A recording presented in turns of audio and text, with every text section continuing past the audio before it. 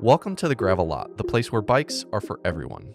The Gravel Lot podcast is presented by Be Free Ride Bikes Apparel, providing a fully customized cycling apparel experience to provide you and your team the attention to detail and personal touch that you deserve. And also brought to you by Grimpour Brothers Coffee, offering handmade coffee roasted weekly in small batches to give you the finest quality coffee to start your day. Choose their subscription service and earn your free bag of coffee today. And by Hand Up Gloves. Great gear, better times. Providing a wide range of apparel for bikes, snow sports, and golf in multiple designs and fits to let your personality shine. Our goal with the Gravel Lot is to inspire cyclists of all stripes to ride bikes, share their story, and have fun. We love all bikes and anyone who wants to ride them. So no matter where you sit on the spectrum of bikes, we'll always have a place for you in the Gravel Lot. And now, the hosts of TGL, John Woolry and Doug McClintock.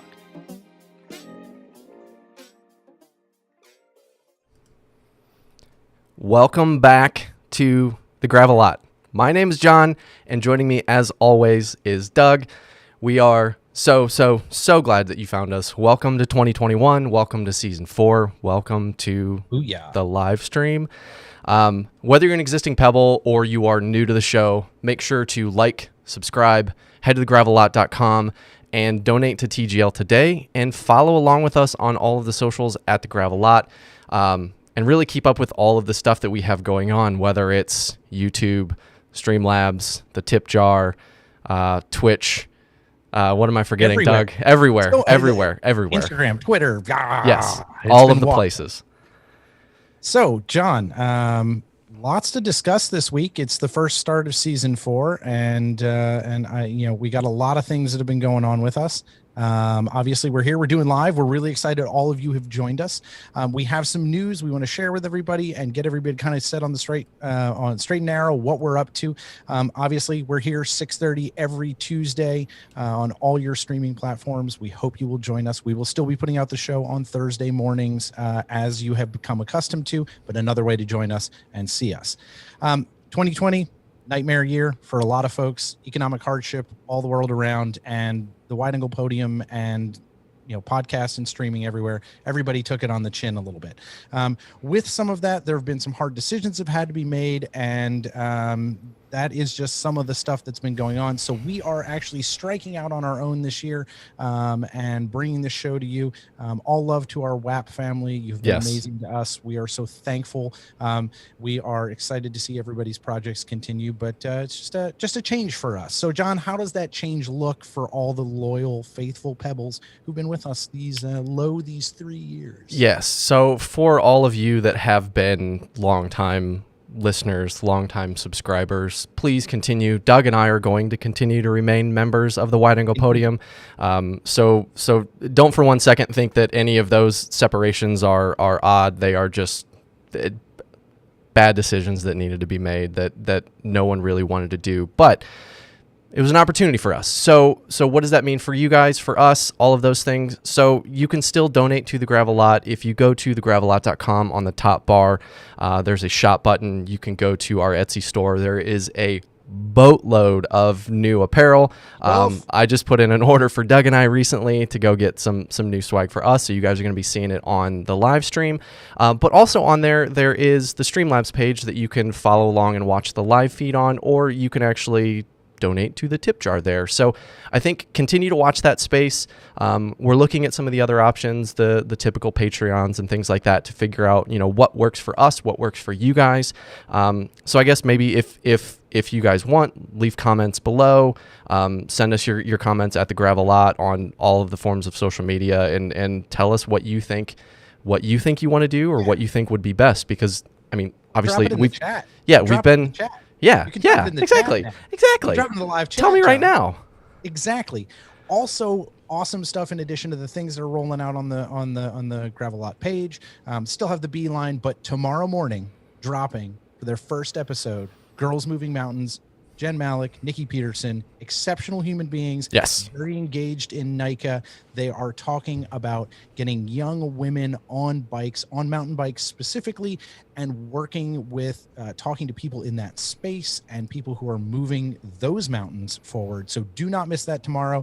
Coming to you everywhere throughout all the basic places you would expect to find a podcast, Girls Moving Mountains.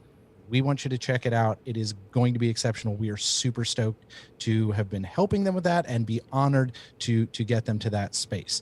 So, last piece of business before we get to business, that is the AMA. This live format gives us the opportunity to do cool stuff. So after our interview, we're going to be sticking around. If you've got questions for our guest today, Mr. John Verheul, please. Real questions. Well, you can ask some non-real questions if you know him. Well, but we will screen these. Yes, I've got the screener right here. So but yes, you can do that, and you can put them in the chat. You can send them to us. You can let us know what you want to talk and what you want to ask, and we'll try to get some of those questions to him after the interview, so that you can actually interact. This is a great place for you to build community, and a great place for you all to interact with each other and have some fun and enjoy this and get to know each other. But above all else, Doug. It's not March 2020 anymore. No, it's March 2021. Yes, it's 2021. We have so many great things coming. There's even more stuff that is kind of bubbling in the works for us. But check out Girls Moving Mountains. It's going to be on thegravelot.com. It's going to be right under the Gravel Lot, so you guys can go download all of their podcasts there. Subscribe to them on Apple, Stitcher, TuneIn, SoundCloud, all of those things. Same place as Doug said. We feel really, really blessed that they reached out to us and said, "Hey, can you help us?" Because that is exactly what we're trying to do. So give people the ability to share their voice. So all of that out of the way, 2020 is gonna be awesome. We're looking really forward to it. But technically, there are so many things that we have added to this show. So if something breaks today, if something breaks next week, it breaks. That's fine. Point it out. Don't write us for it, because hey, as we say every week, decisions and trails are made by those who show up. So true. We are taking a big leap. We started booking guests, as we told John in the green room earlier. We started booking guests and telling them we were doing live before we had built any of the live stuff. So it was very much jump out of the plane and build the parachute on the way down. So we're still trying to figure this out. But if all goes well tonight, awesome. We have amazing things to look forward to, regardless of how this live stream goes. Right. So let's go.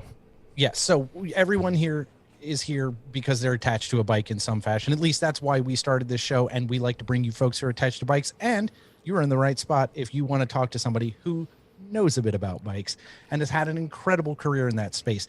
Coming to us live from New Mexico this week, John Verheul has been an avid cyclist since the 1970s, and as the president of JBV Coaching, which John and I have both trained with, has been a coach and a bike fitter for over 20 years, working with successful athletes on local, national, world stages, some big names that he has worked with, and is obviously friends and compatriots with a number of people who have been on this show.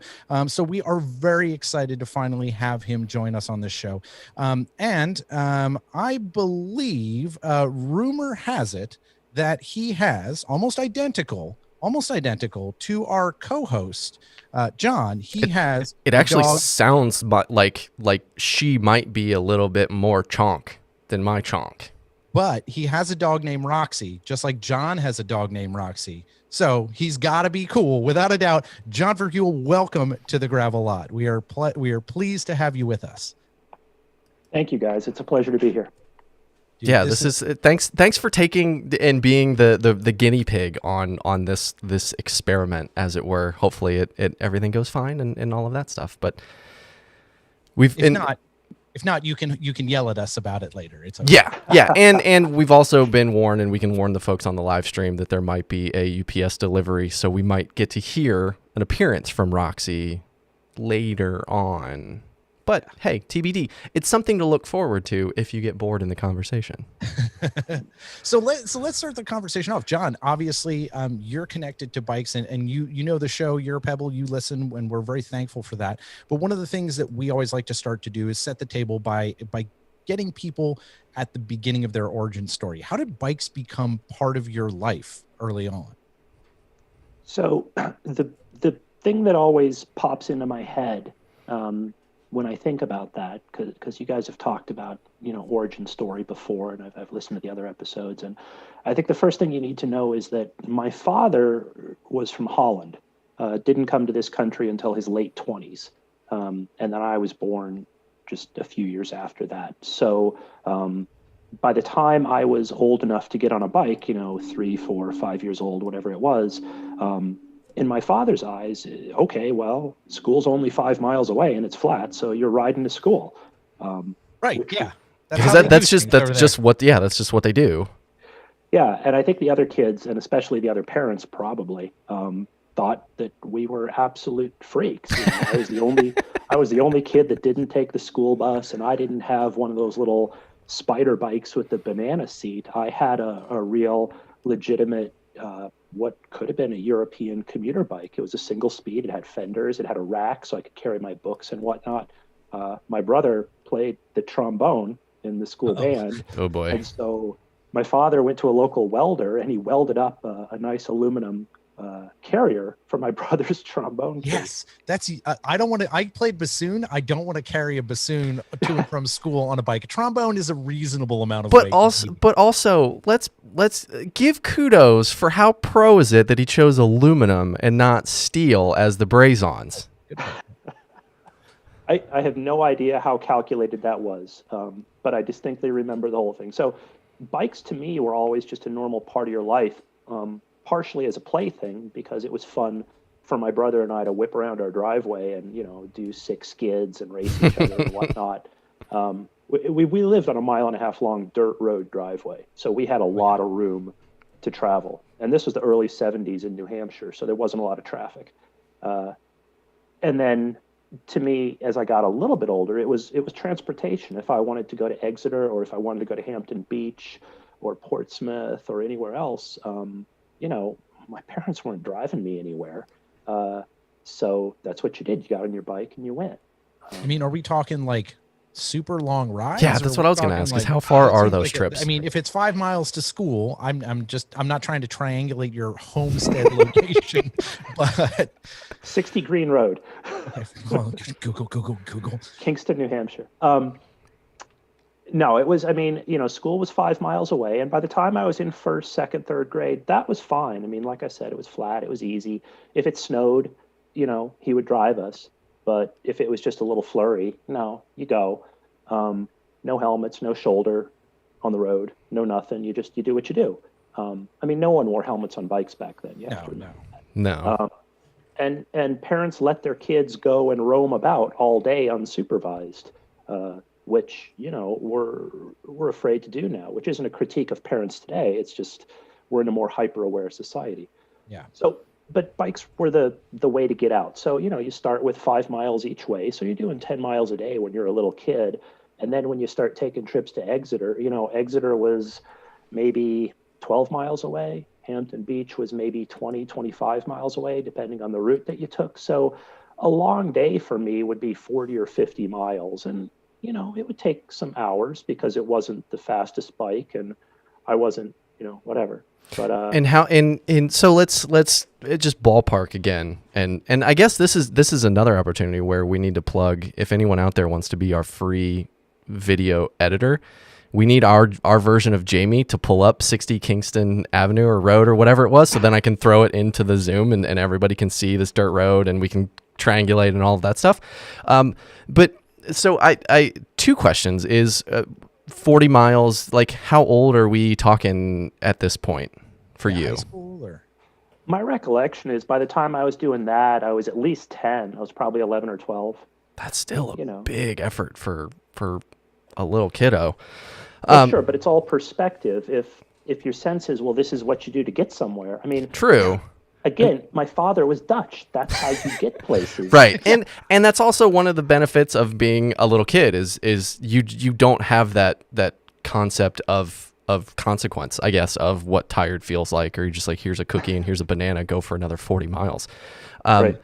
But so I guess my other question to that is, what do you remember about how you were treated within traffic and a lot of those things? Because I think that's something that a lot of people immediately probably clenched up about when you have this 8, 9, 10-year-old kid out on public roads. And again, you think of like the hyper aware culture that we have now. As a kid, what was kind of your memory of your perception of those experiences?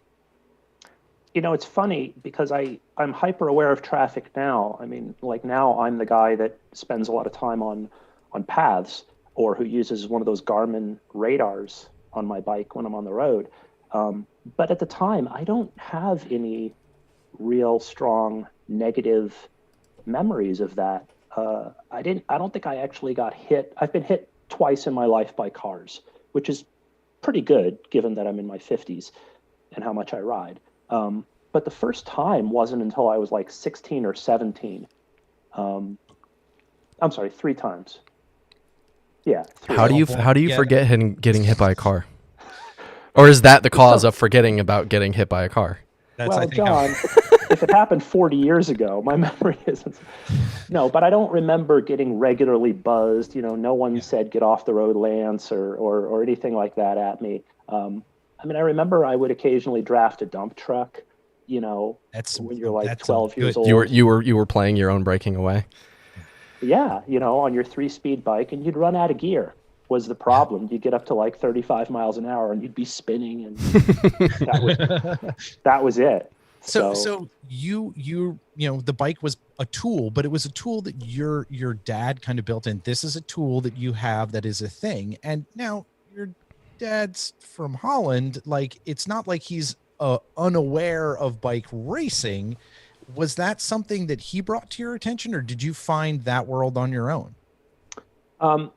I sort of found it on my own. I have an older brother, and I guess he probably found it a little bit before I did, but I quickly jumped onto the train too.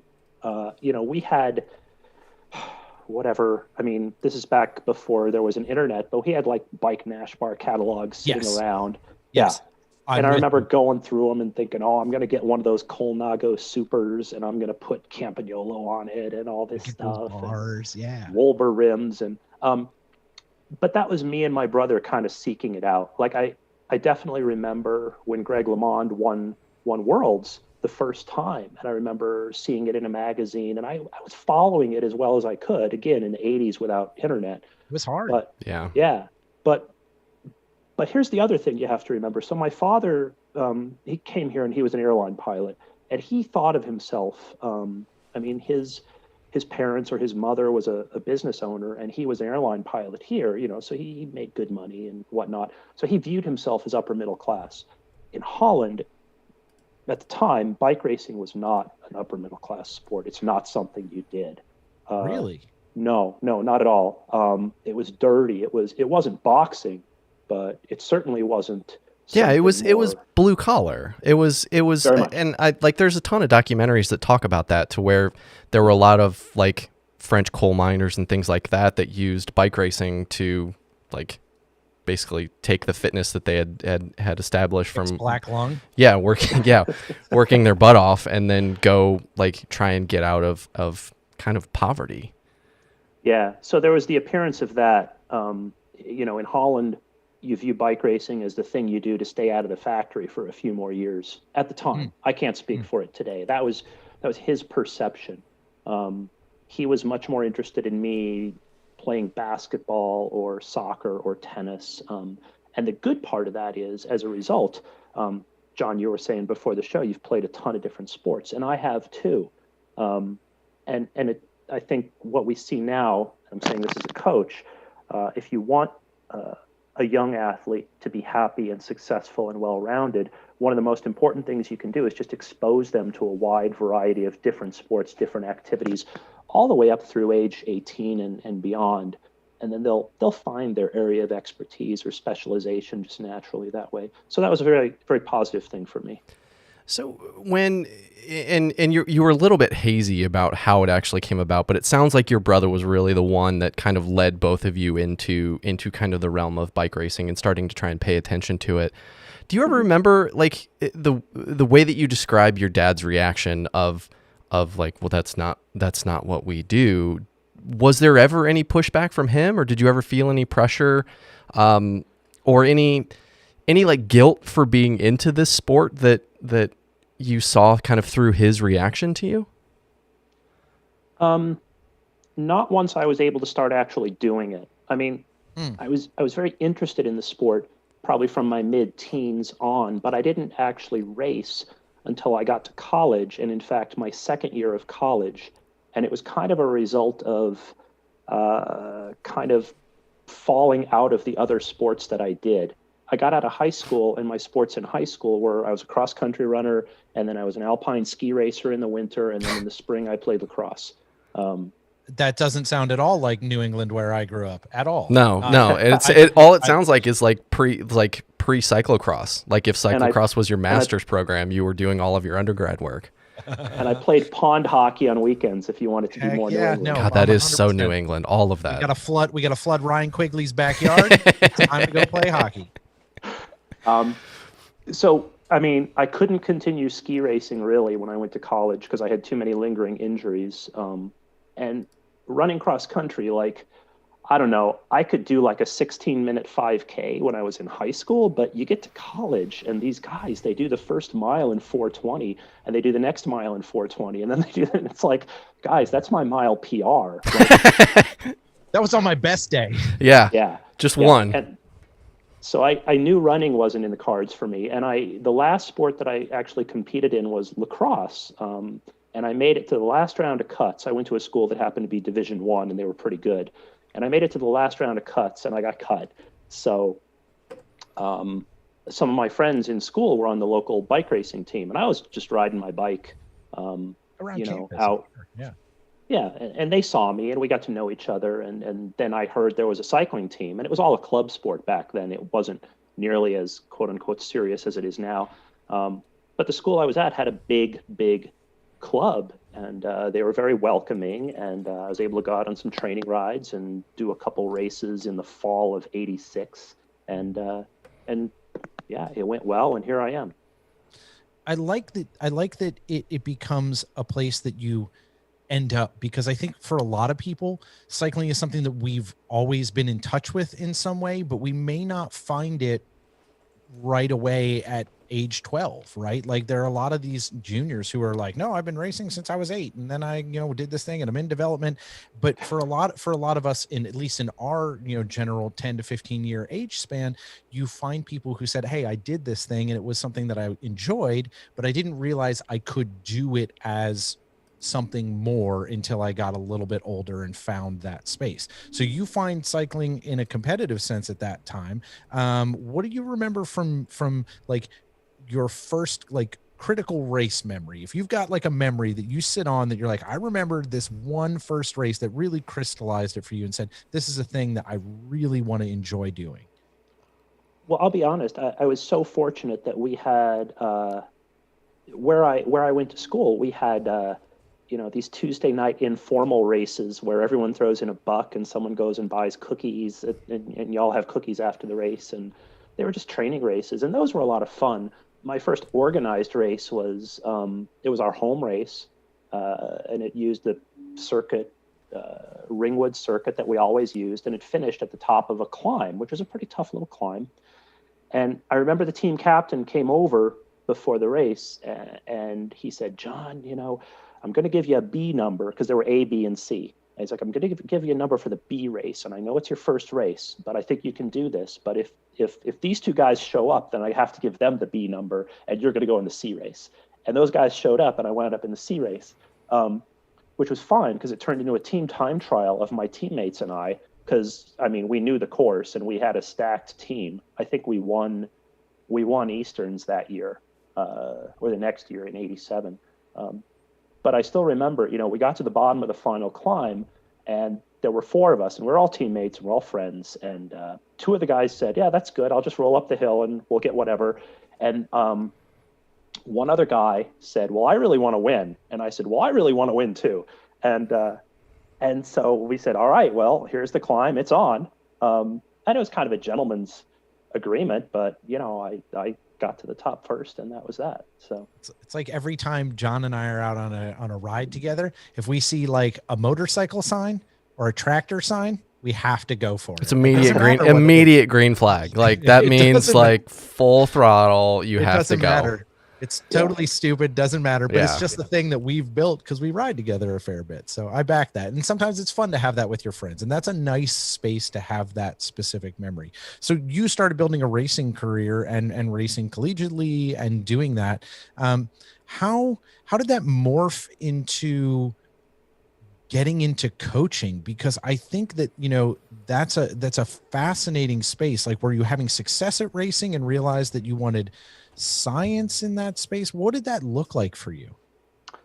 Well, I did have I had a fair amount of success on the grand scale in racing. It's never, when you're the athlete and you're in the middle of it, it's never enough. You get guys who are domestic pros and we look at them and it's like, "Oh my God, you're on rally or whatever." And they're like, "Yeah, but I can't get a world tour contract." Yeah.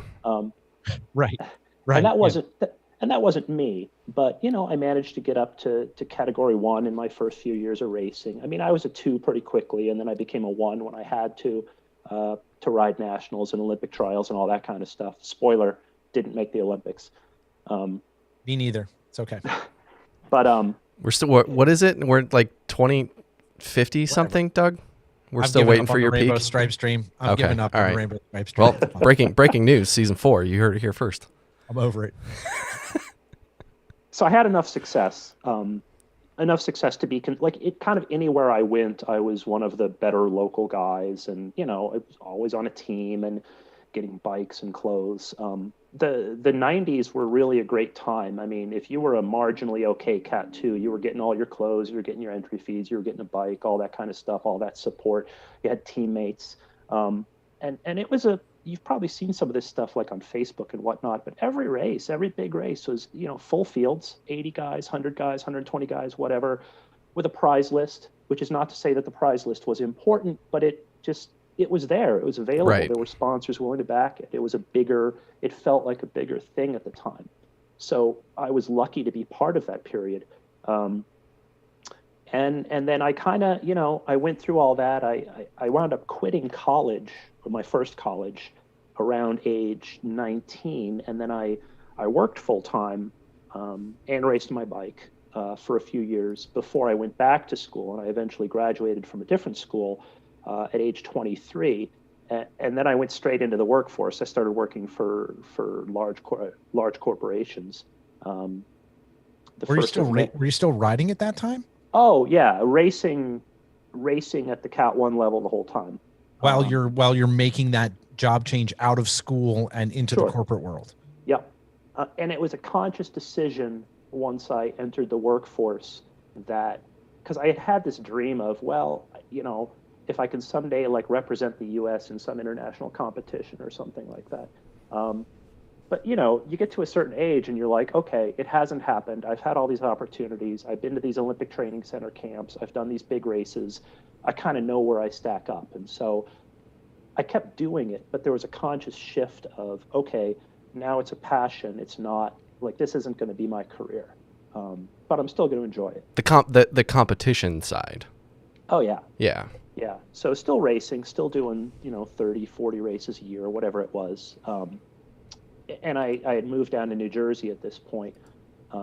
So I got to that level, and then I did all that corporate stuff for a number of years, and I didn't start coaching until one of the teams that I rode on in New Jersey, I should say club because it really was a club. I don't know if you've heard of the Somerset Wheelmen, but they're one of the longest existing clubs in the country. Joe Sailing is sort of the patriarch of that club, and they were big and just a long tradition of developing riders, and just the kind of club that you wish every club could be like. Yeah, the kind of club you wish you had all across the nation. Yeah. Right. Right. They're invested in their community, building things, and really ingrained. Yeah, just good people doing good things, and I had gotten to a point where I was sort of in a leadership position there, and I was helping mentor young riders, and I started doing bike fits with people who were having real problems. Bike fit was all very much do it yourself at the time. You couldn't look up a bike fitter. It didn't exist.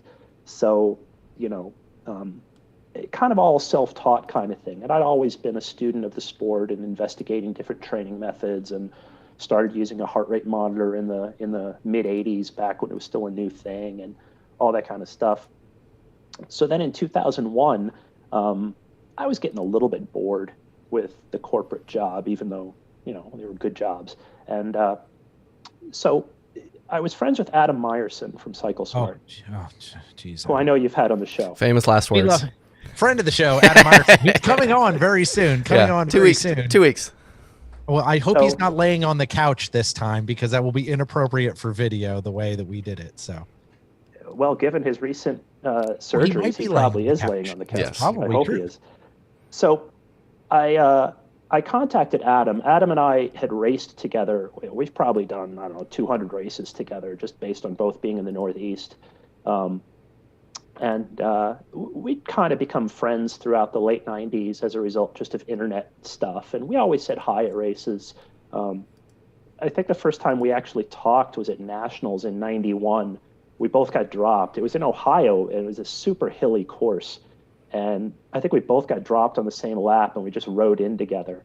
And I remember he just, like, as soon as we got dropped, he took off his helmet, and he's just, doing whatever. And anyway, the funny thing about that, like, just that visual, is you could say those words without even knowing who they are, and just say, like, it was somebody from the Northeast. And I think both of us have been like, oh, you're riding with Meyerson. Yeah, sure. That's totally something. Yeah. Punk rock? Yes. Yeah. So Adam and I became friends, and we'd been friends for probably, 4 or 5 years. And in 2001, I approached him and I said, I'm interested in coaching, because I knew he had a small business doing it, and I didn't want to invent the wheel myself. So, sure. Yeah. So I approached him, and we had enough trust in each other that we did it. The way it started was he coached me for a few months to show me what it was like to kind of have that relationship, what it looked like, what the training plans were like, that sort of thing. And then he started giving me clients, 1, 2, 3, and I managed to deal with them reasonably well. One of the constants in all the jobs I've had in my life, coaching was my third career. I had already worked in 2 other types of businesses before that, and communication skills are just really critical. Yeah. Everywhere. And so I had that, and I knew how to manage a relationship, and I knew how to listen to people and do that sort of thing. So I was able to have some success, and understanding the training was sort of, I was already doing that because I was already reading everything I possibly could, and, doing all the different kinds of workouts and this and that. So I knew if you said this or that, what you were talking about. So it all went together pretty quickly. But then a real turning point was in late 2001. I was married at the time, and my wife and I separated, and we eventually divorced. But the upshot of that was I was also getting a buyout from my corporate employer. They were saying, here's a bunch of money if you leave, because they were trying to right size. Yeah. That was. Oh, that's such a corporate word too. Air quotes. Yeah, but no complaints. I have no ill will against them whatsoever. It was a great deal for me. So my boss made me eligible for the buyout. I got a bunch of money, and but I had to go somewhere. I was splitting up with my wife, so I said to Adam, "Hey, what's going on up there in Northampton, Mass?" And he took me in, and so we actually lived together for a few months, and I became a full-time coach, and I went from having, I think, 3 or 4 clients to, God, in less than a year, I had like 25 or 30. So I've been through that, and there are very special people in your life who step in right at those moments Mhm. and are there for you. In it forges a friendship in a very different way. Oh yeah. And, I mean, I look at John, right? I look at the other guy on this call, and he was there through my latest saga, and that was an important moment. Did that deepen how the two of you worked together?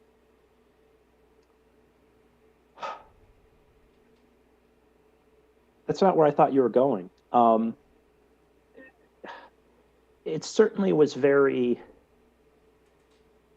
We obviously spent a lot of time together for those first few months. I mean, it wasn't just that I was living in his house.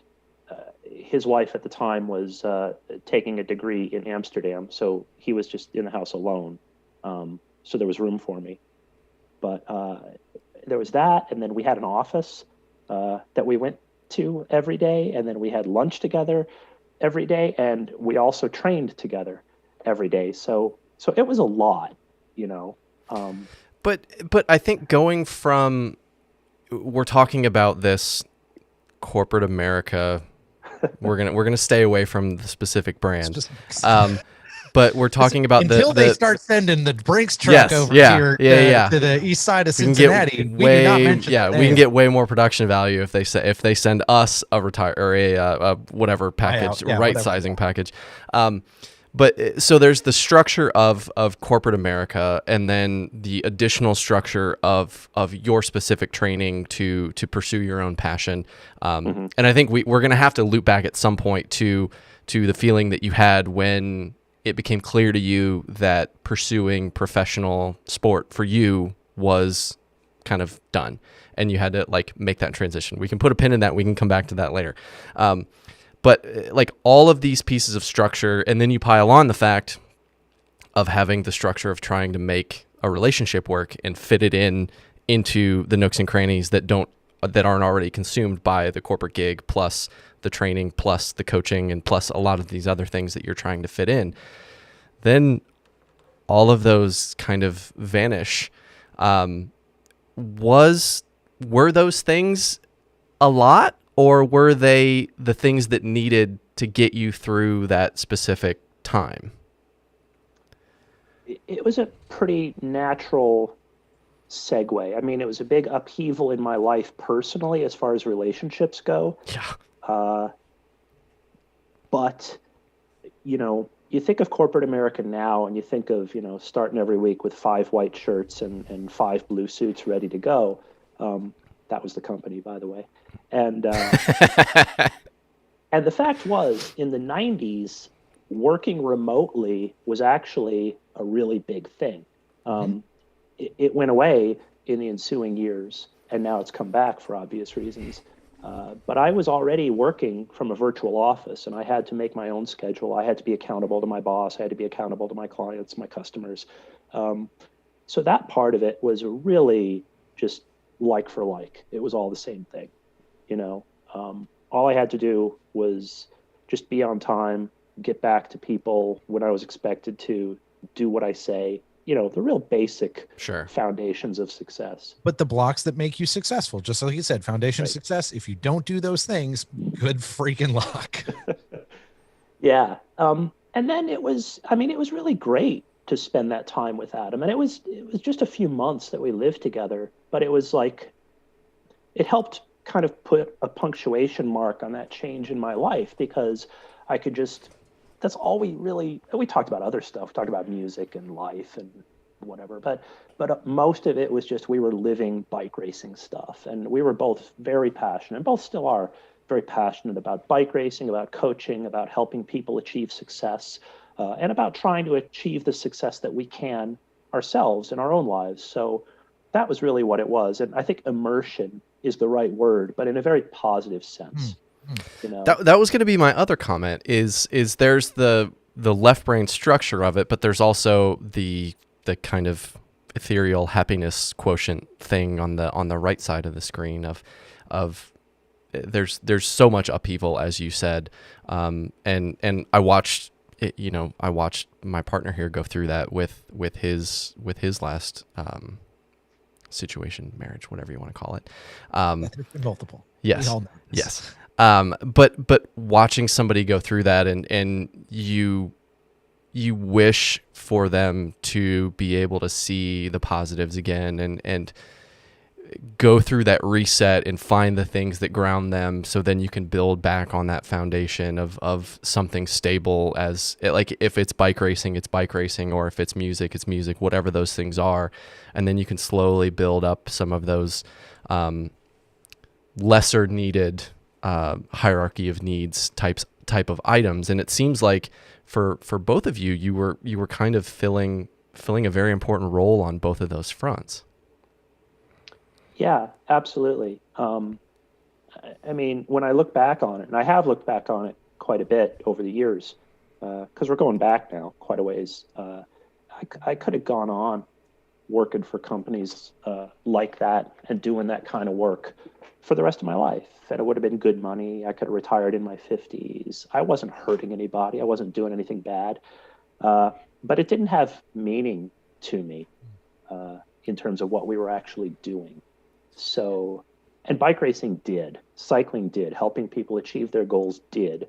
So for me, in my early 30s, to make that kind of break away from a very sort of traditional career into something that I had chosen, it really was a gift and something that was there for me. And so to that extent, bikes and bike racing were there for me in a time of need, right? And not for the first time. No, right. And I think that's great that you can turn back in those situations. And I think that it says a lot about you and what this means to you as a person, because you did come back to this and you're giving back to this through coaching, and you have for 20 plus years, right? This has been part of that. And you got super deep on coaching. It wasn't like you and Meyerson were just coaching like, I don't know, Rinky Dink, Doug, and John. Like, you guys were working with legit humans that had careers. Like when you look back at that period of time when you guys were really going through it, what are some of the like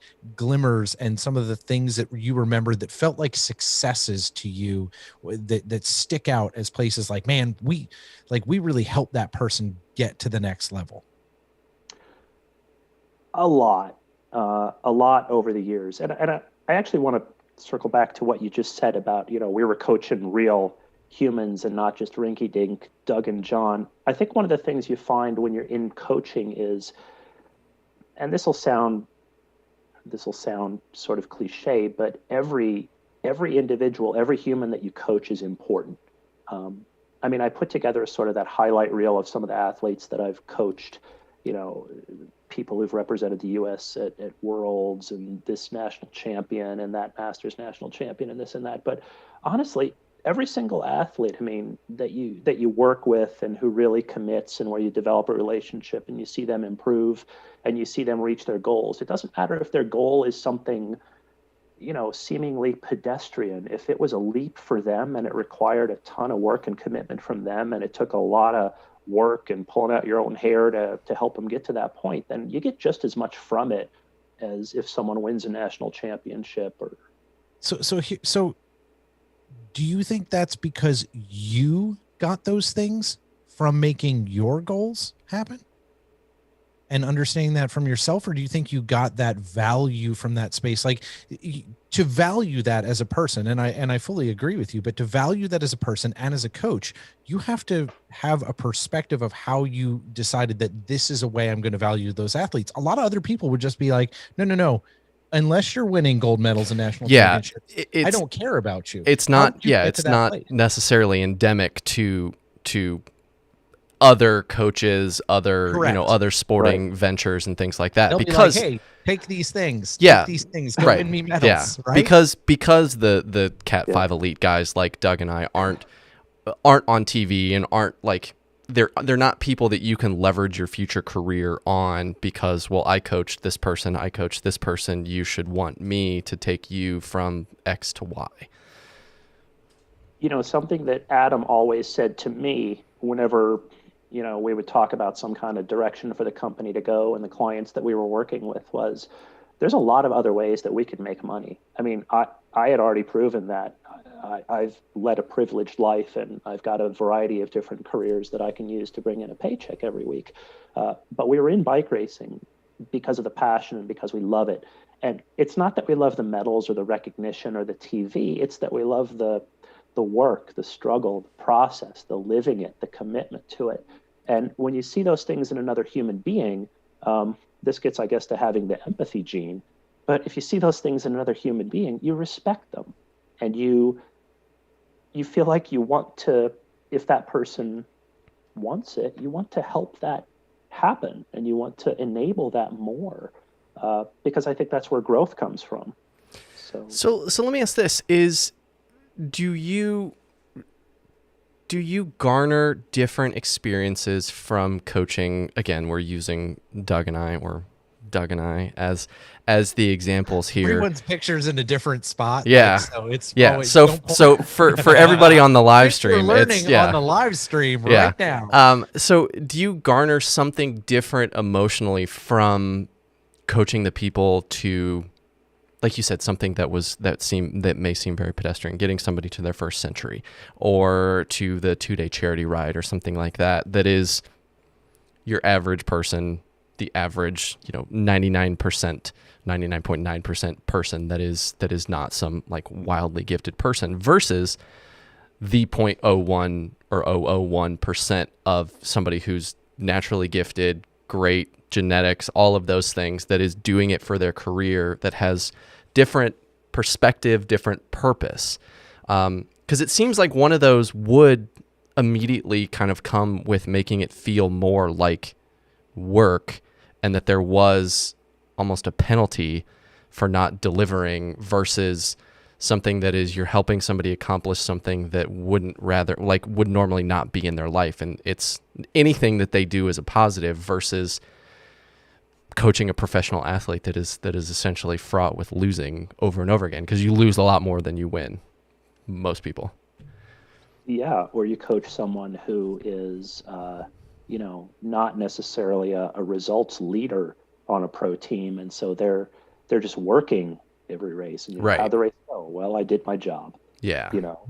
Right. Could mean a variety of things. Yeah. But I was off the back before the TV started. Yeah, or I protected so-and-so right. to 120K and then I was done, or I got in the break and then whatever, I finished. So, it is different. I mean, process-wise, looking back on it with the professionals, it's sometimes more of, just more of a job kind of thing where there's more preparation that goes into it, but then the actual, whatever the accomplishment is, I don't want to say it's an anticlimax, but yeah, it's just, okay, I was good enough to do my job today. Great. Let's do that again tomorrow. Right. Because they're part punching the clock in that same fashion, right? Even though they are passionate about it, they know that they have to be prepared, and they're relying on you as their coach to make sure they're prepared to do their job. They're like, yep, I showed up at 8 a.m. I had my lunch at 1, and then I was like, sweet, I'm out. I gotta go. Well, it's not like that. All the professionals. I thought that's what bike racing is. Well, you guys know how hard bike racing is. So I'll say this. Hard. They're definitely more, this is a job about it than your typical amateur, but there's still a very, very high degree of passion and commitment that goes with it. Because each of those guys, with maybe a couple of exceptions, there's something else they could have been doing. Sure. And you to compete at that level of anything, we could even get back to the corporate America stuff, but to be at that 0.0001 level of anything, we could go back to the every sport is based on ping pong, like you were saying in the green room. You could be playing ping pong, but if you are going to play at that elite level, that there is a point where you can't get there without having some sort of passion, because LeBron genetics only gets you so far without going out and doing the 10, 12 hours a day in the gym and lifting and doing all those things to take care of yourself to get to that LeBron James level of like, I am next level. I'm taking my gifts and I am taking them to all of the places that they deserve to go. Yeah, it's a different level of personal commitment and passion with some of the quote unquote amateur athletes that you've never heard of. I'll tell one story without names, of course, but there was an athlete that I worked with very early in my Cycle Smart days. I was there for 5 years, and then I left and I started my own company. But there was an athlete that I worked with for a while, and she was a friend of the company. We saw her at all the events, and it was always great to see her. And anyway, she always did there's a big 2-day MS fundraiser ride in New England, and the name escapes me, but I'm sure other people have mentioned it. And it's like 100 miles each day. It's not nothing, and anyway, this particular athlete suffered from MS, and she raced for a number of years and was, competitive, good racer. She came back to me just in the last several years and said, "Hey, I really want to do that ride again. I need you to prepare me for it." And, that's one of those things where you just, you cry a little bit. Yeah. You're like, wow, can I possibly be a part of helping you with this? Yeah. And it's humbling. And I've, there's a few other stories like that. But when things like that happen, I mean, my God, that makes whatever long hours and whatever, suffering and whatever you go through, it makes it worth it. And it's not even them saying thank you. It's just them showing you with their actions, how they value what you've provided, the help you've provided. That communication back to come back to you and say, "Hey, there was a time that you helped me do a thing and it meant something to me, and I know you're the right person to guide me through that." It's when you have those interactions with people, it really makes you feel valued as a human being, regardless of what it is that you're doing and providing in that space. Oh God, I hope they've done the ride, and I hope it went really well and it was awesome for them. So, and I hope they keep doing them. So and those are like, from a cycling community perspective, those are the ones, not to say that the professional athletics accomplishments don't matter, but I watch Stephen Hyde, or I watch Jeremy at his peak ride cross, and I'm like, and I've said it before on the show, like, that's not what I do. Nope. Like, that's not the sport that I play. Like, I'm not doing that. Whatever that is, I'm not doing it. But doing, that is not pond hockey. Right. But doing something like for me, you're striking close to my heart, and I'm wondering if that's actually the same event that Mr. David Palin was a part of, co-promoting for a couple years, because he was up in that area doing the MS rides for a while. But like, for me personally, the MS 150 here in the area, the Ventura Valley, was the one that got me from, I like bikes and I like riding bikes, and I have, my Trek $1,799 entry level road bike, and it took me into, I want a carbon bike, and I wonder what racing's like, and look at all these cool people that I've met from bikes, and like, wow, this is a lot of fun. And there's this whole other world that it exposed me to of going back to a lot of my athletics training, of building a plan to do 75 miles back to back in the hottest part of the year, and all of these other things. And like, those are pieces that molded me, and really, like, those fed into like wanting to do things like this, of telling those stories of like, those are awesome. The results, you can find those on the web. You can find YouTube videos of races. You can watch replays of all that stuff. There's no results for MS rides. There's not, like, they're not televised, none of that stuff. So the more that we can tell those stories, I feel like the more rich kind of a tapestry that we're weaving for the cycling community, because those are actually what people can relate to. And I think what more people can actually kind of connect with. Yeah, I agree, and I don't want to gush at you guys, but one of the things that I really have always appreciated listening to this podcast is your focus on inclusivity in the cycling community. we all ride bikes, and at whatever level you're doing it, that's great. Absolutely. Well, it's pretty easy because we're both not good at it. Makes it a lot easier. We level the playing field. It's very simple. Like, we are the kiddie pool with the for sure. with the like nice grade Slide. on it. Right? Yeah. The zero entry. Yeah, can I ride with you guys? I don't know if I can keep up with you. Pretty much. Can I ride with you? I don't know. We'll find out. It'll be weird, but we'll figure it out. But I think this is where we all find commonality, is because you, even as a professional working in this space and taking care of other people and getting them to their goals, you're focused on them as human beings. And I think, that's something that you obviously, because of the person you are, had. And when you approach this, and as a profession, it was there for you, and you realized, oh, I have the empathy gene. This is important to me. I care about these people. I want to make sure they're taken care of as what I do. So you said this a few minutes ago. You said, hey, I was there with Adam. We did Cycle Smart for 5 years. And then you said, hey, I got my own canoe, and I decided I'm going to row out here and do my own thing. What kind of prompted that move? And then also, what prompted the move to the Southwest? Because, like, that's a dramatic difference. I grew up in New England and I moved to the Midwest. That was a big change for me, but that was school that prompted that. So what prompted, the move from Cycle Smart and going out on your own, and then also the move to the Southwest? Well, the move out west happened first. That happened in 2004. Okay. And then I hung out my own shingle, my own coaching company, a year later in 2005. And I should add, it was an amicable split, and Adam and I are very close friends to this day. Oh, trust me. I know, I asked. Doug got to do the research this week. So, you get to your late 30s and you're living in New Jersey, and you've always lived in the Northeast. You're like, well, I could go back to Western Mass. I could go to upstate New York, where I went to school. Wait. Oh, hold on. New Hampshire.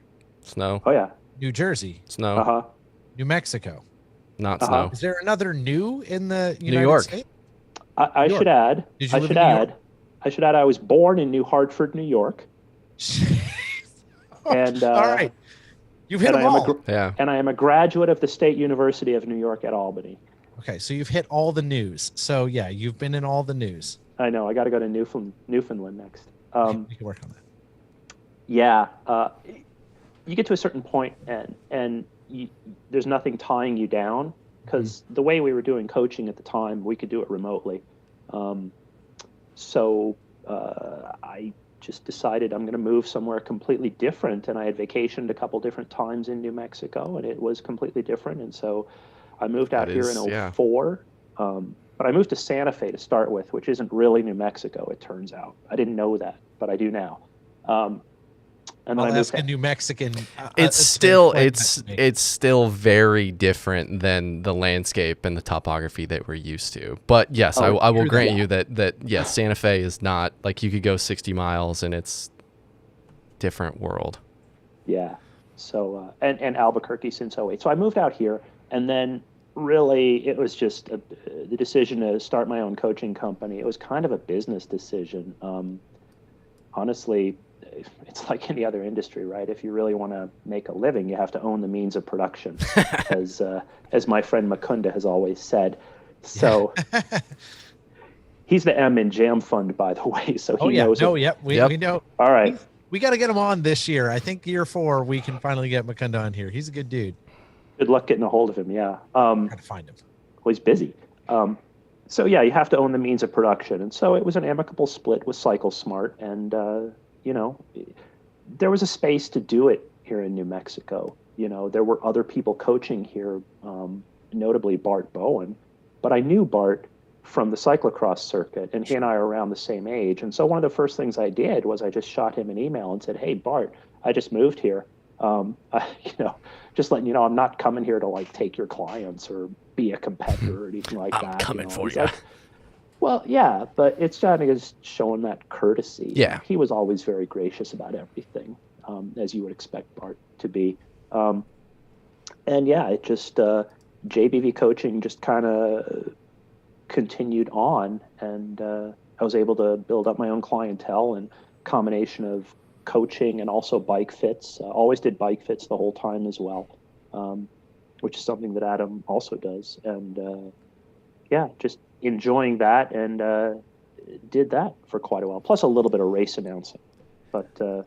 So for you, as again using your terminology, putting out your shingle, was there any part of that where you felt, not to say that you were kind of hung out, but there's trepidation in going out on your own, and there's, even if you feel confident that I have all of this training, I have all of this knowledge, I know that I can relate to people, I know I can check all of the boxes, there's still, it's different when you're going from Cycle Smart to naming your company your initials of your name.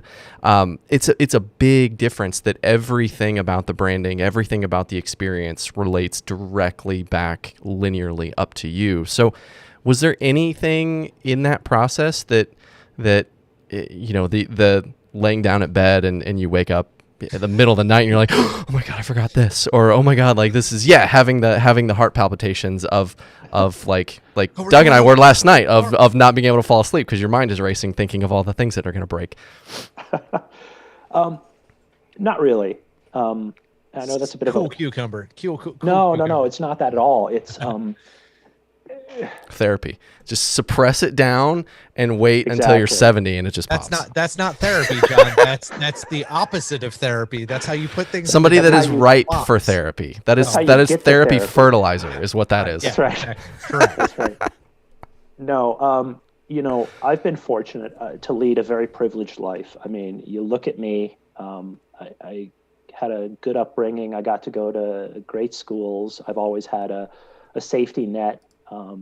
And I've had periods in my life where, I made like $4,000 a year and I was eating day-old bagels from the Brugger's across the street. And I had an apartment where the rent was $150 a month and I had to take the bus an hour each way to my job.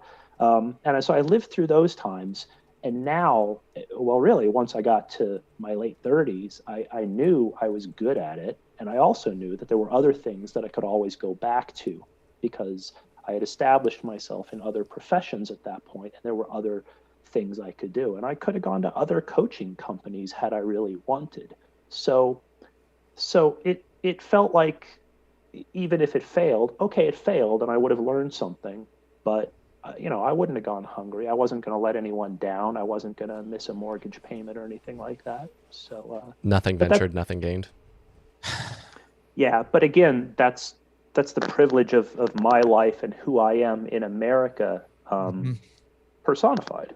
I think that is enormous because we don't hear this enough. It is enormous, and kudos to you and thank you for recognizing that. All three of us on this call, right? We are the people who are more privileged than everyone to take these risks.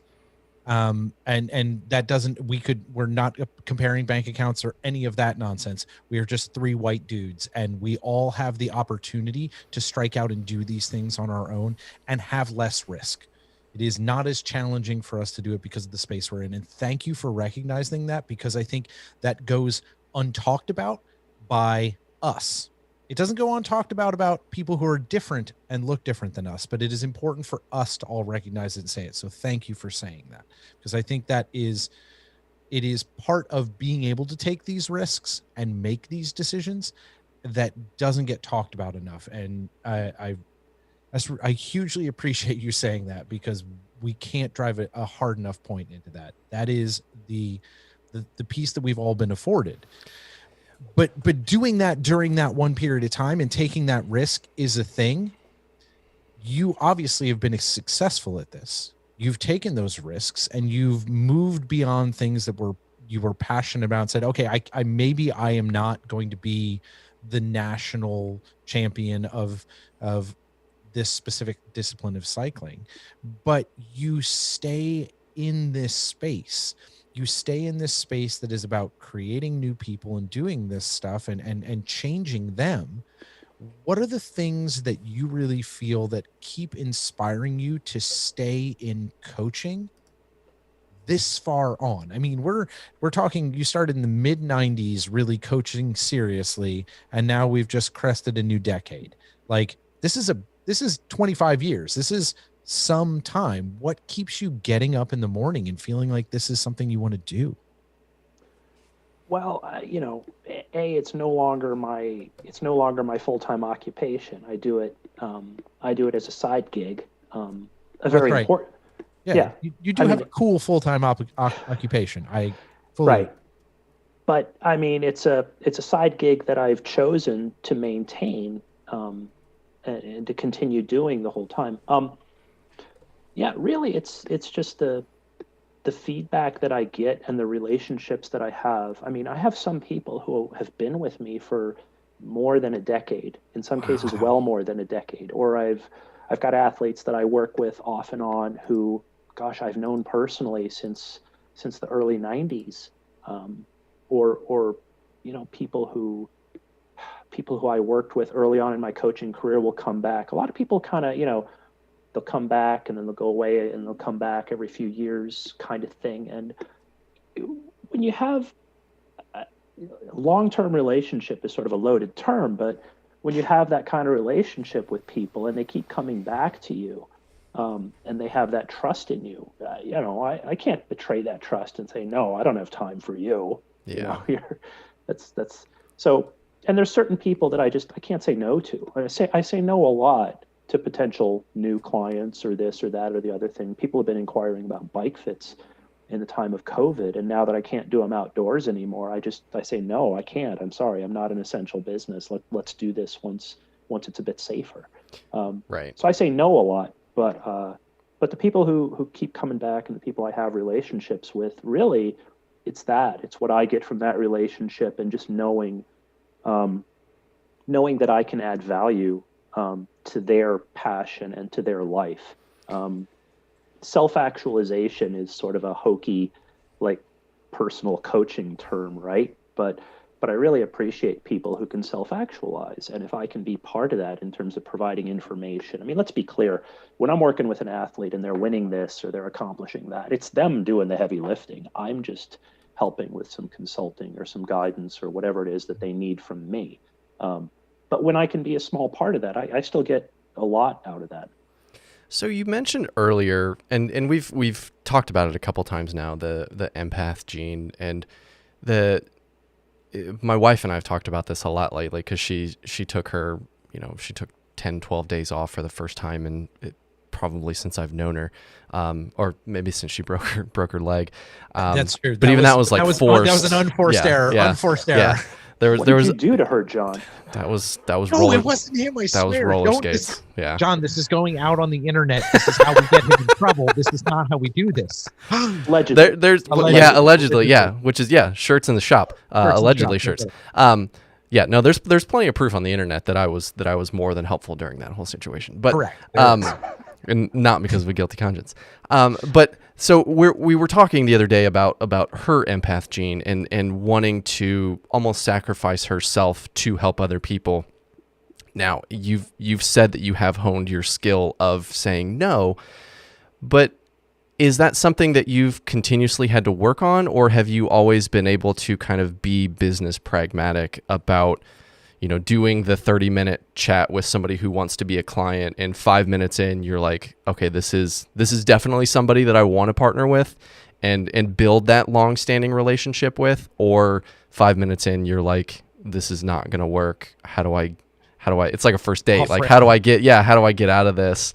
Can I have my friend call me, and do I need to bail? Like, what are my exit strategies? Like, is that something that you've always felt like you've been good at, or something that you've had to work on time and time again of having situations where you get stuck with one of those people that is not really wanting to invest in that partnership? Absolutely the former. It's always been a struggle for me to say no, and when someone comes to me and they're asking me for my help, there's a certain level of trust in putting themselves out there for them to do that. And even if I can see early on that it's going to be a horrible fit, there's still a struggle, in saying no. even if it's out of, the best motives, whether those motives are self-protection or just knowing that it's a relationship that's going to fail. And so it's a waste of their time too. Right. It's always hard. And there's always a part of you that thinks, oh gosh, maybe with my help and my guidance, they can turn that corner, or they can learn to relate to other people better, or this will change or that'll change. But I said to someone on Twitter the other day, a man's got to know his limitations. And I was just quoting Clint Eastwood. And, somebody known for being very emotionally connected to himself. Right. Yeah. For your younger viewers, Clint Eastwood used to be a movie star. Correct. He has ruined that reputation repeatedly lately. He's turned that corner. Yeah. And so, I'm more and more pragmatic and realistic as I get older, which isn't to say that I won't take chances here and there. I'm just a lot more self-aware of when I'm taking a chance and when I'm doing something that could go south really quickly. I mean, if you don't take risks, then you're never learning anything and you're never growing. Sure. But at the same time, sometimes you get enough certainty that you're okay being like, nope, that's it. We're good. Stop. Not doing this. I think that's part of what you learn as life moves on, and I think this is always it's always a growth, not only for you as a coach, right? You're learning about yourself just as much as you're learning about the person who you're coaching. I think that symbiotic relationship is obviously something you've brought over, the years you've been, whether it was in business or coaching or racing, you've developed those relationships. You've learned about yourself through this medium and through this experience. And I think, that is one of the things we all should be looking at as we go through our lives. And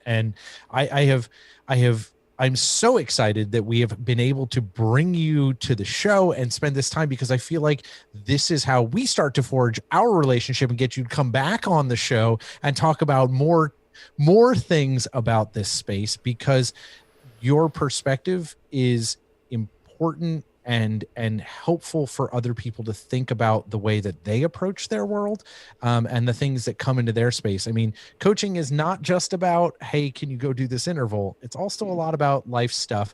And I appreciate that you've imparted that to, our very dear friend, Chris Mayhew, who was my coach for quite some time, because it shows that he is that person, but you also said, hey, Chris, remember, this is how we do these things.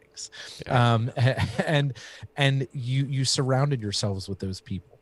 I have fully loved this experience, being able to be live. You took a flyer with us tonight to be on the first live show. Taking chances. He said, take chances. Take chances.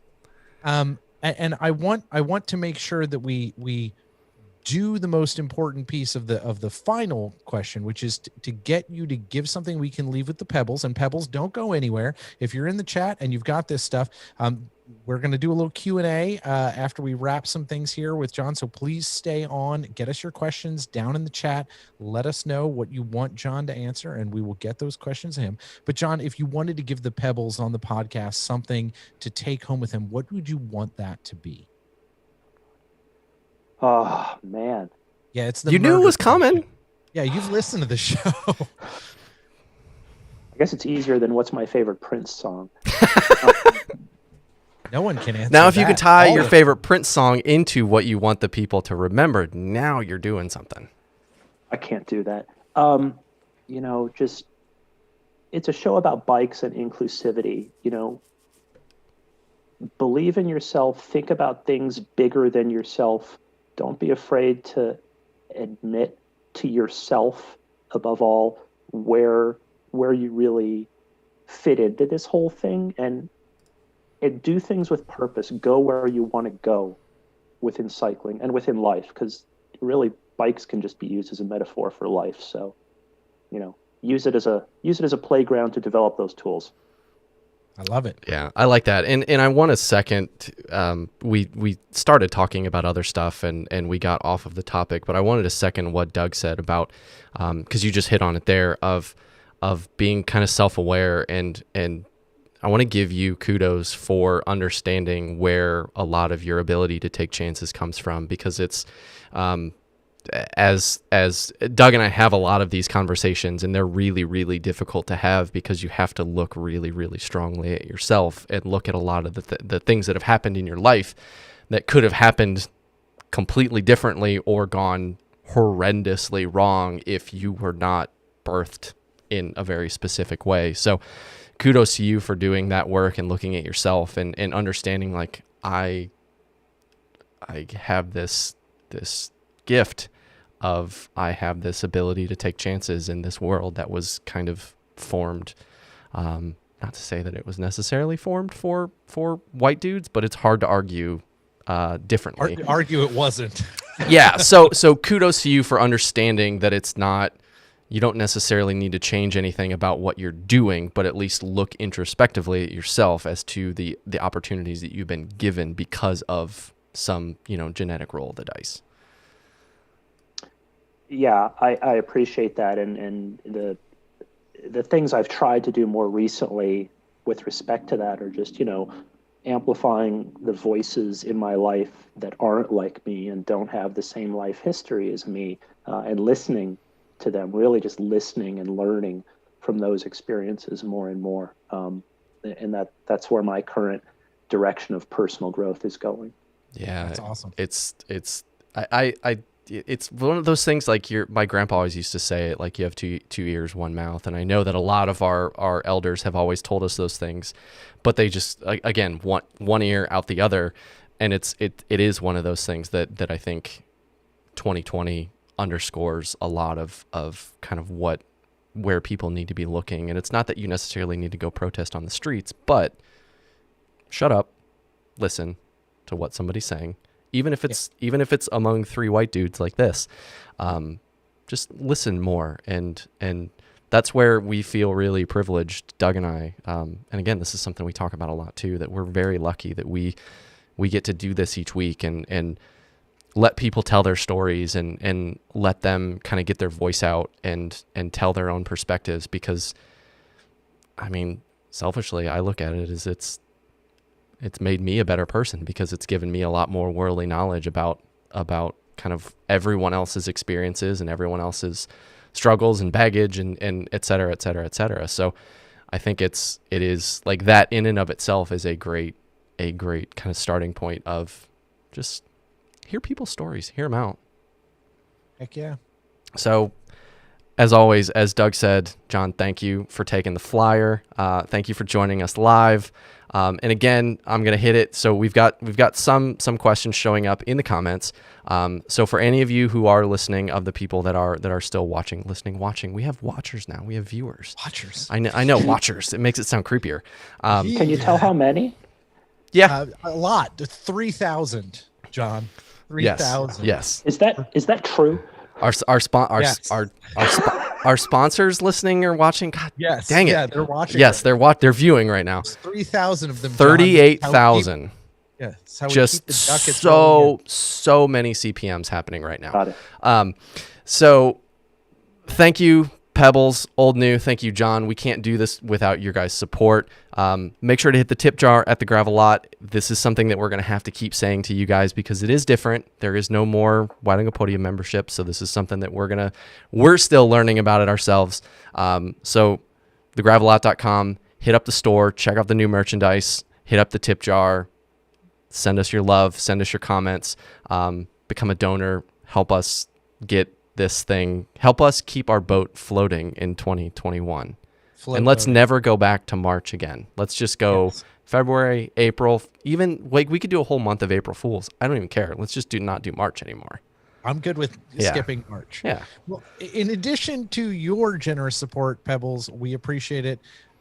You keep the proverbial lights on for TGL this year and season 4 moving forward. We encourage you to slide on over to our sponsors and make sure to give them a little bit of love so that make sure we can keep this boat afloating. So make sure to go check them out. We've been running the scroller. You can go see all them. They are awesome. So the wardrobe for this week's episode of the Gravel Lot is being brought to you guys by, as you've seen on the stream, Be Free Ride Bike Cycling Apparel. So we're now into our 3rd year with Adam and his team at BFRB, and we are continually blown away by the quality and attention to detail and turnaround time of the apparel. I was just in the trainer behind me today doing my work today in Good my job, new Ombre BFRB jersey with the longer arrow sleeves, and it is so good. As any of you who have been listening for a long time know, I like to vent my liquids when I work out, as it were. So I sweat a lot. And that jersey, I did not need a towel today with that jersey. I could just use the extra wicking sleeves and wipe my forehead off. It was stuff. fantastic. So head on over to bfrbcycling.com and take a look how they can help you, your entire team, rolling into 2021. We've got new times. Maybe we'll be able to ride with friends, but at least you'll still look good on your trainer. Also, this week's episode of TGL is being powered by our friends and the caffeine at Grimpore Brothers, our good friend Dan, but coffee first. Follow the link in our show notes and head on over to the grimporebrothers.com now and make sure to purchase some of their fine coffees. They go to support so many good causes and so many good athletes, and it puts money back into the cycling community. Make sure to sign up for the coffee subscription service and earn a free bag of coffee right now. And last but certainly not least is one of our original partners with Hand Up Gloves. They have been, you guys have heard this now so many times, providing amazing gloves and apparel for bikes, snow sports, and golf in a range of designs and fits to allow your specific personality to really shine through. So hit up the link in the show notes underneath. It's right there. So click that link and then use code Pebble $ at checkout and save 10% off everything in the store right now. Awesome. We love hearing from all of you. Make sure to subscribe to our social feeds, subscribe to YouTube, Twitch, Facebook, all the places you can hit us up. Go to thegravellot.com and make sure you stay in touch and up to date and get with our live shows every single Tuesday, 6:30 p.m. On all of those channels, and make sure to engage with us, our guests. We've got some questions coming in for our Q&A. We're going to do that and make that happen. So our new intro and outro music, as you guys have heard now, is from Wadaboy. So many thanks to him for the jams. Check him out on all of the major platforms, or again, just click the link in the show notes if you want to hear some more of his music. So with that, I think let's go to questions. We can go to some questions. So let me scroll through these and let me. All right, John, are you ready? Carve out AMA. Carve out the ones that are not necessarily appropriate. Serious? It's all Chris Mayhew. Actually, they've all. He's only got one. So I applaud his self-control. Let's see. First question from OlanoFan69 on Twitch. Hi, John. As a longtime cyclist, do you have a favorite method for saying howdy to fellow riders on the road? ? A nod, a wave. I'm a waver myself. Thank you. I am a militant waver. I always try to acknowledge other cyclists with a wave, full hand off the bars. Is it an escalation wave? Because I love the escalation wave. What? Could you demonstrate that? It's the this off the bar, like if you're just cruising and if somebody doesn't pay attention, then it goes to the full like little kid wave. And then if you don't, then you take both hands off and then you do the full like I see you not seeing me. And we're riding bicycles right now, and you need to not be so serious. So it is something that I have made as part of my repertoire, and I've got Doug doing it now too. It's real fun. It like stop it. We're riding bicycles. Like I don't care if you're in the middle of an interval. Like you can wave to a fellow human that is also on a bicycle. Yeah, I think I have done that in the past, and I know what you're talking about. I don't do it now because I feel like I don't know where that person is in their day, or maybe they just had something horrific happen, and it's all they can do just to get out on the bike, right? It's the whole, you don't know where that other person's been or where they're at. So if someone doesn't wave back, it's okay. They don't wave back. Yeah. But I try to wave to everyone. Yeah. The only different wave I'll do is for little kids. You won't just give them. You won't just give them this. You'll give them more like this, or you'll give them a big smile. I mean, how can you not wave and smile at kids? Yeah. I always like to be like, your helmet is cool. Like, Well- because normally they have some cool helmet with horns or like a spike down the middle that I cannot pull off. And I'm like, I wish I could ride it. Yeah, and by that it means like I see so many little kid helmets, and I'm like, I wish they made that in my size, because I would buy it. I would buy a dinosaur helmet. They don't make it in bathtub. Shut up. I knew that was coming. I knew it was coming. I don't even have to say anything, and I know it's coming. I'll just carve out the foam, and I'll just put the plastic on top of my head. That should probably fit. Use some like I'm a big fan. foam. I'm a big fan of the streamers on the bars and the wicker baskets. Oh, my wife has a set of Chris Mayhew actually used them. My wife's set of rim brake tubulars has Spokey Dokes on it, because she subscribes to that same thing of like her bike is cyan, magenta, yellow. You can kind of see it back there. Trek. It's one of the first gen Trek Crockett's that was pink, yellow, blue, and then we got blue accents on her wheels, and she got pink, yellow, blue Spokey Dokes, and she put like multicolored bar tape, and it was awesome because it was like this is silly because we're riding bicycles in mud. And the year that she got it, we had like she did 10 races, and 9 of them were just like Belgian mud, like. So it was just like an insane season. So it was like, well, this is perfect because this is all just silly. All right, John, what else we got in the chat there? So, where does a newish coach go for bike coaching education? Ooh, I can't talk about this at all. So, sort of early-ish in my coaching career, USA Cycling was actually doing a reasonable job of it. They had a director of coaching programs who's no longer there, but he was doing a good job. He was putting together really good seminars and different certification levels. You go through the level 3, level 2, and eventually level 1 required a full week in Colorado Springs with the staff there and getting presentations from really nationally renowned experts in different fields, and meeting other coaches who were sort of at that level. But that's really all gone away. I think at this point, the best recommendation I could make would be, find a coach or a coaching company that you relate to their values, and tell them you want to be a part of that, whether it's as an intern or you want them to coach you with an eye towards becoming a coach, and learn from them that way, sort of in an internship type of capacity. And maybe that's just my own experience, but that's how I learned. But I'll tell you, a number of athletes that I've coached have gone on to become coaches on their own, which is very gratifying for me, and I'm very proud of them. So, so I think that's part of it. Some of that mentorship. Yeah. You touched on it earlier in the actual pod of watts and intervals and things like that are important, but that's the book learning stuff of it, and you can't learn empathy, you can't learn how to listen, you can't learn all of the things that actually make a good coach great in a book. Like, you can read about them, but there's no application to it. And that's where like I'm a huge advocate of apprenticeship, because that was like when I came to UC to be a designer, that was the whole point that I chose UC, was I had one of the best design schools in the country, but it also had the co-op program. So I graduated with 2 years of experience, and those 2 years that I got while I was in school probably were more valuable.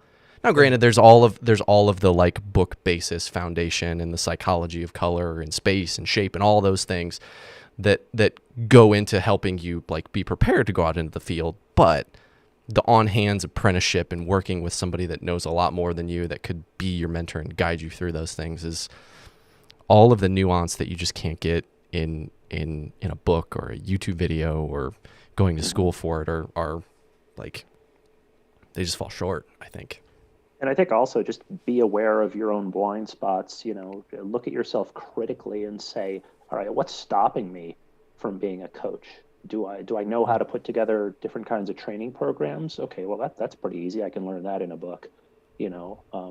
But do I know how to run a business? Do I know how to manage a professional relationship with an Yeah. individual client or with a group of clients? Like, what is it that's stopping you? What are your weak points and your blind spots? And then find a person or an organization who can mentor you or help you with those to get you to where they're passable. Yeah, to pencil those in. That's good. John, what else we got? We know we got more questions from Oh this yeah. week. Well, this one's obvious. What is your favorite Prince song? Yeah, jeez. Are we all gonna do it? Can we all do it? Are you? Yeah, absolutely. Can you do it? Okay, I'm 100%. good. I know exactly what mine is. Yep. Geez. I've really appreciated I Would Die For You recently. Oh, it's a good tune. Yeah. But acoustic version, of course. Yeah. You John? know. 7, Okay. without question. I'm Little Red Corvette. I don't know. Just God, that fits perfect. Yeah, no, I was gonna say that. Yeah, you know it is. And I will tell you That would be Doug walk-up music, actually. It would be. It would be. Probably if I ever could make a professional at bat, it would probably work. I will say, probably one of the best shows I've ever seen was him in Indianapolis after he had played at the Murat Theater. He had played like his concert. He went to a private small venue and it was like invite only. And I got to go and I was 10 feet away from him. And he played after his show and he shredded for like an hour and a half. And that was the moment that I fell in love with Prince as an artist, because I was like, oh, you're one of the best guitar players I have ever seen in my entire life. Like, it was an absolute revelation for me. Revelation for me. Yeah. Well, you're still moved by it. You can't even can't even pronounce. And and one of my closest friends on this earth is still pissed that I didn't call her and tell her to come with me. So I love you, Lisa. I'm sorry. Okay. Next question, and back on topic, is how do you wear your cycling cap?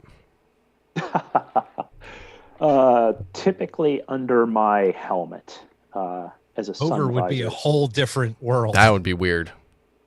Well, yeah, I honestly I use them very functionally as a sun visor. We get a lot of sun out here, so Yeah. So down, right? yeah. Oh yeah, down. The up look. I don't. It's not me. I feel like that's a very specific type of person. It says something about your personality. I don't know what it says, but it says something. It says something very whatever's on the bottom of the bill is what it says, really. I will say this, and this is a nod to Grimper Brothers, because they've got a coffee that's about the Amy D Foundation.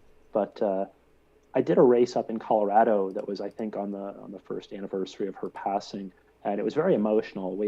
Everyone who was there, all the races, everyone did a slow lap in the middle of the day all together.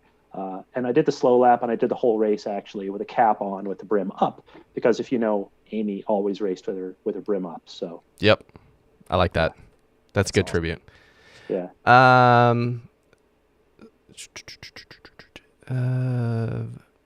When do you advocate rest days versus active recovery? 18-year-old daughter wants to know road, mountain bike, and a swimmer during non-COVID times. I'm guessing this is coming from somebody who wants to do all of the things all of the time and doesn't understand why rest days are important. And swimming, but wants a rest day? That's not possible. That's already 3 days. Well, just swimming in general means you don't get rest days. Yeah. The answer is always it depends. That's always the right answer. Check your Whoop.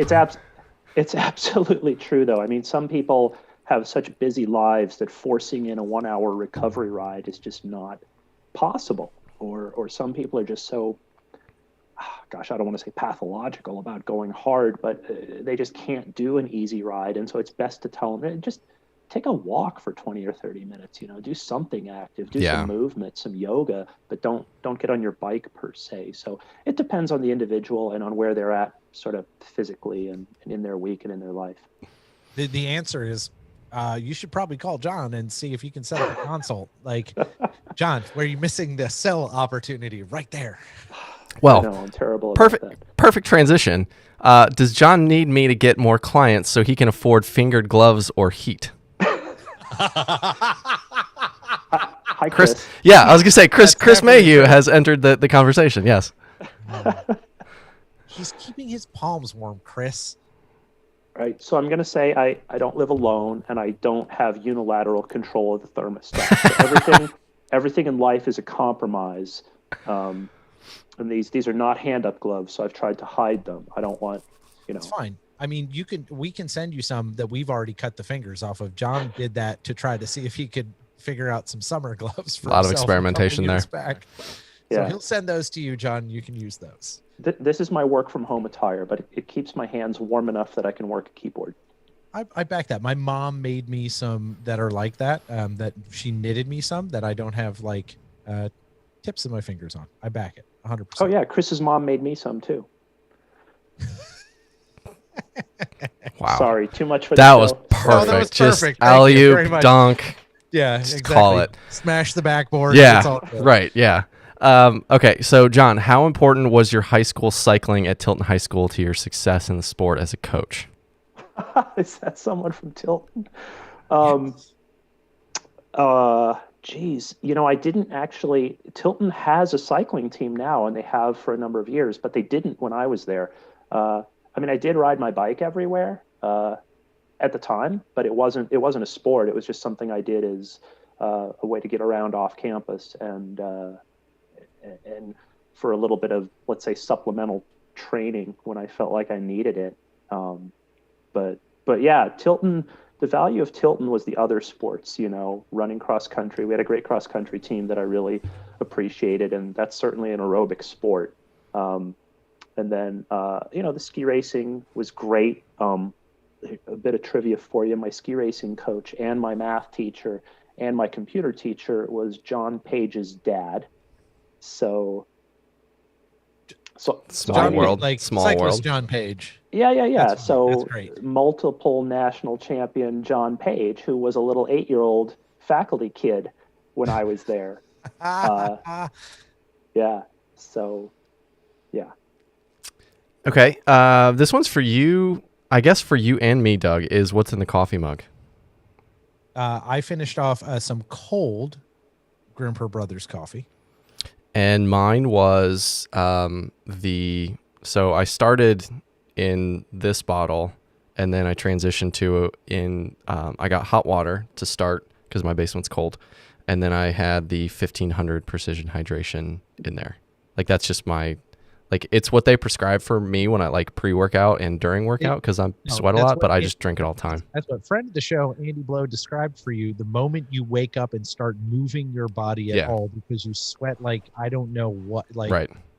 like a number of expletives and another number of expletives is how you sweat. Is that? Yeah. So yeah. My people come from cold. Water in my pH bottle. Yeah, my people come from cold, dark countries. Yes, we're not true. Yeah, whatever.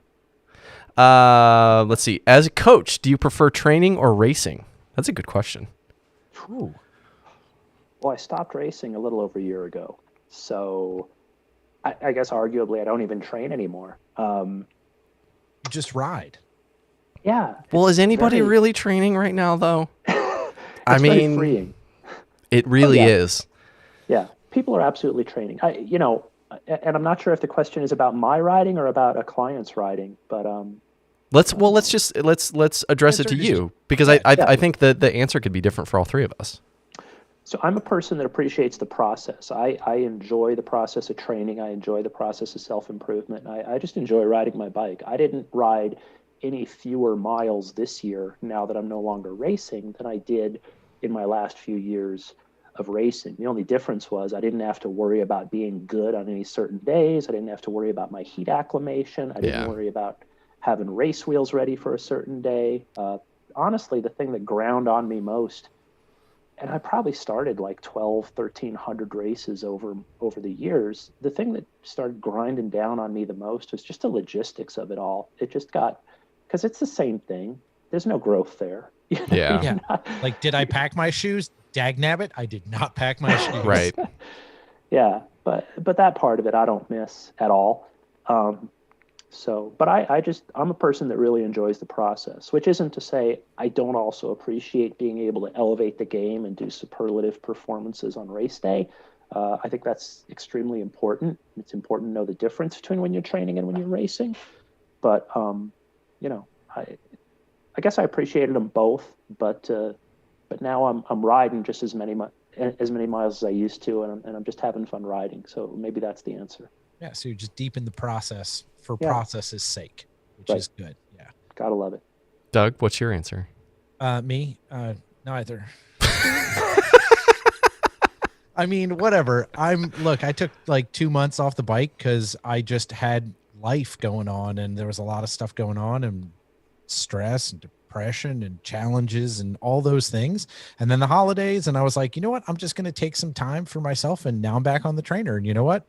I'm enjoying riding Swift rides. Hopefully we're going to spool up some Swift rides here on streaming and get some of y'all involved and do that. But like for me, I don't care about racing anymore. That's not important to me. I don't need a result to qualify me. I just want to go out and hoon in the woods or hoon on the road and race John to the next stop sign or whatever. And then pass out in the grass. Yeah. Basically. Yeah. I've always found that I enjoy the process because I have so much, which this will probably lead into our next question, is I get so much kind of out of the ritual of racing.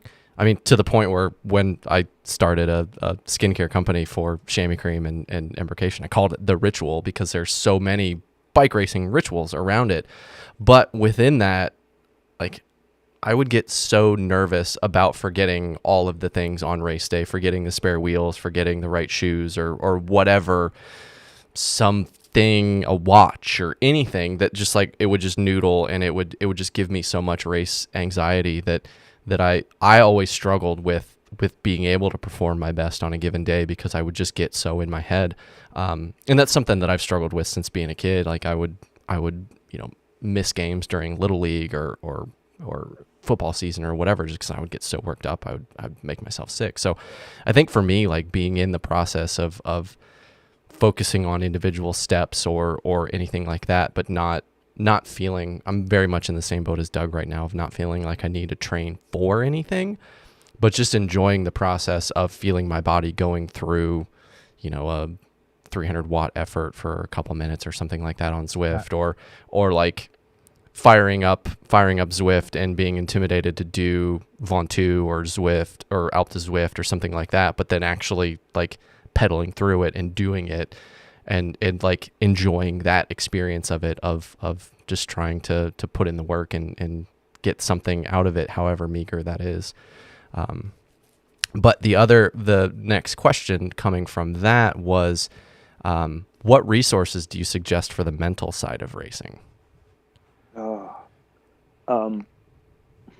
So social media gets crapped on a lot for a lot of good reasons. Sure enough. That is such an accurate statement.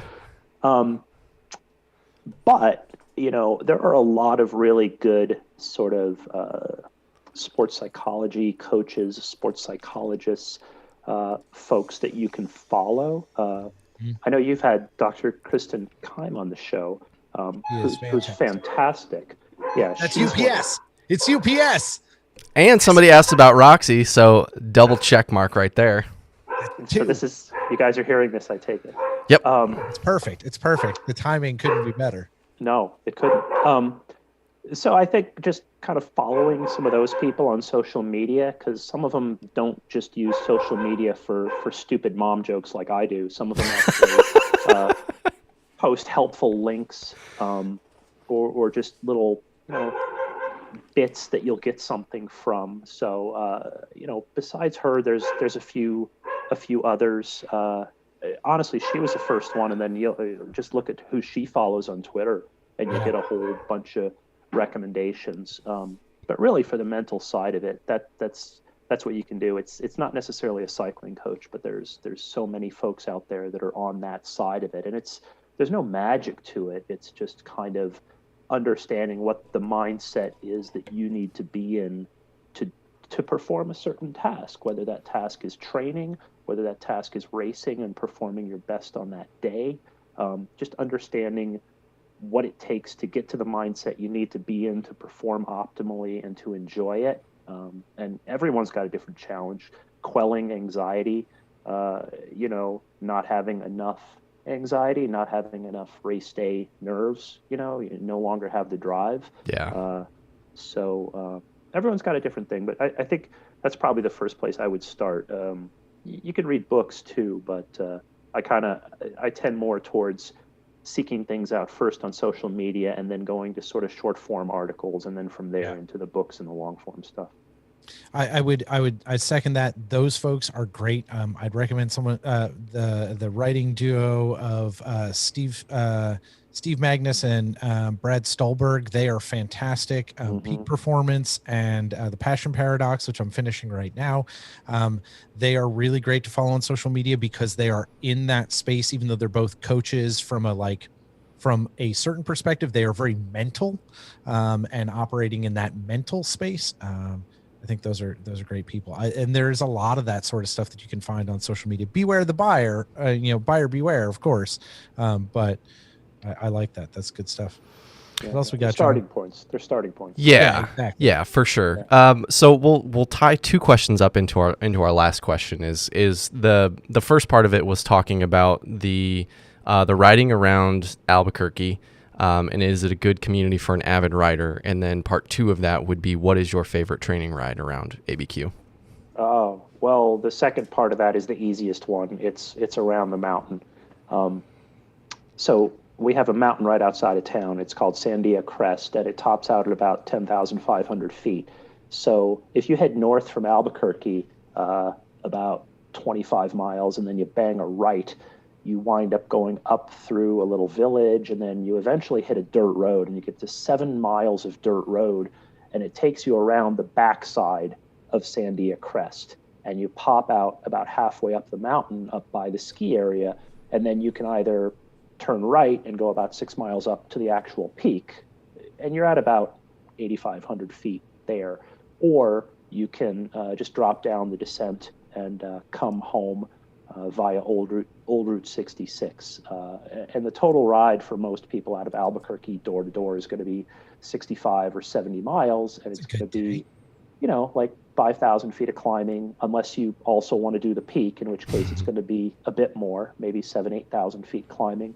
But the dirt road is it's fantastic. You're uphill on a dirt road, and it's a lot of fun. And, you still ride your road bike, but yeah, I think that's a lot of people's favorite ride around here. Is Albuquerque good for an avid cyclist? I mean, from a climate perspective, yeah, it's fantastic. We get a ton of sun, a lot of dry days. I mean, I went for a ride at lunch today. It was like 50 degrees. It was a little breezy.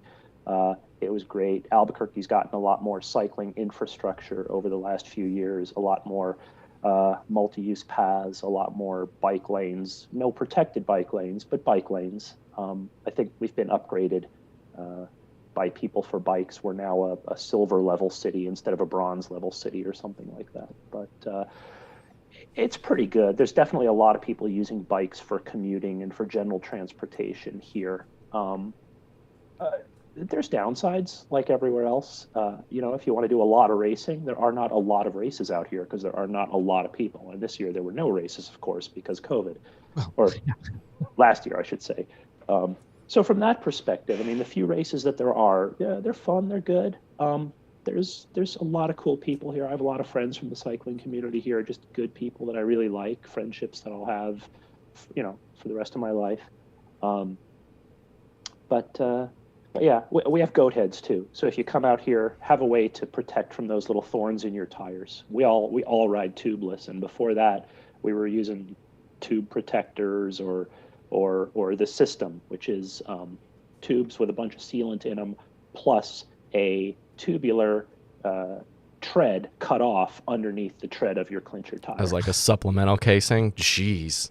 Talk about ride quality. Like that's not even a phrase that you guys probably even understood. Right. So going to tubeless was like coming from the dark ages.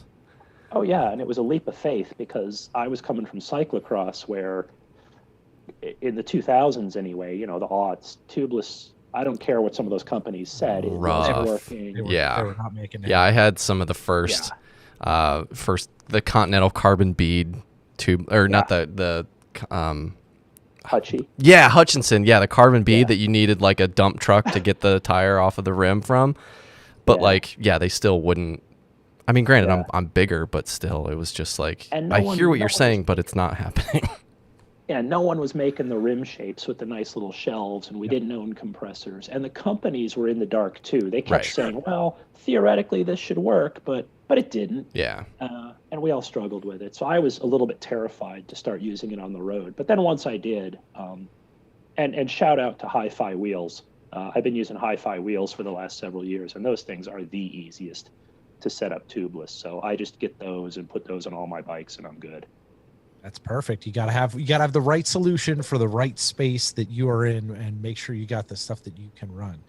Yeah. Well, this has been awesome. We have crushed the AMA. It has been an awesome. Thank you to everybody for sending questions. Yeah, that was thanks for sending awesome. questions in. That's fantastic.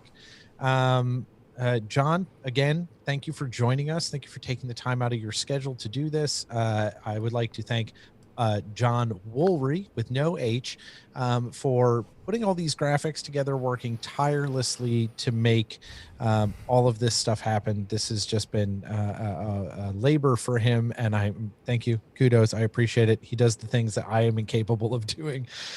So thank you all for joining us tonight. That is all for this week. So be sure to follow, subscribe, and engage, because as you know, decisions and trails are made by those who show up. So if we don't see you this week, we'll see you next time. Bye, John. Bye, Doug. John. Bye, Pebbles.